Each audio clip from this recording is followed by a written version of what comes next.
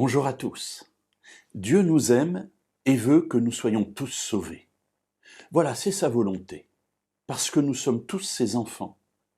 Vous savez, c'est parfois comme dans le monde terrestre, j'allais dire. Il y a des familles qui existent, des enfants ont tous des parents, mais parfois les parents ne les reconnaissent pas, ou parfois ce sont les enfants qui ne veulent pas de ces parents que la nature leur a donnés. Mais ce sont toujours les enfants, et ce sera toujours les parents. Eh bien, dans le monde de la Bible, c'est pareil, nous sommes les enfants de Dieu. Parfois des enfants qui acceptons cette paternité, cette filiation, nous reconnaissons véritablement en Dieu notre Père, et puis parfois il y a des enfants qui ne le reconnaissent pas, soit parce qu'ils ne le veulent pas, soit parce qu'ils ne l'ont jamais connu. Alors la volonté de Dieu est de retrouver tous ces enfants et que tous l'acceptent comme parents.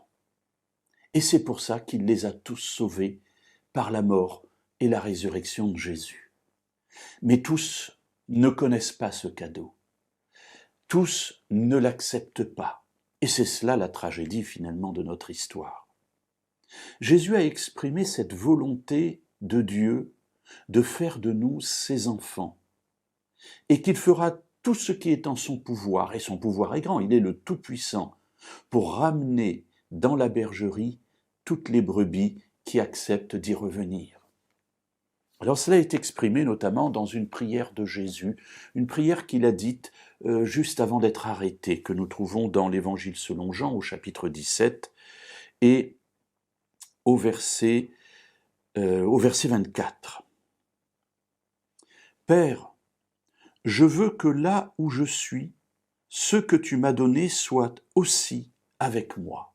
Et je vais m'arrêter là. Voilà la prière que Jésus adresse à son Père. Père, je veux. Voilà, c'est ce que j'aimerais, c'est ce que je te demande. Je veux que là où je suis, c'est-à-dire dans ta présence, puisque Jésus sait qu'il va mourir et qu'ensuite il sera dans la présence de Dieu, ce que tu m'as donné soit aussi avec moi. Alors ce que tu m'as donné, c'est une formule pour dire ceux qui sont sauvés, ceux qui acceptent le salut.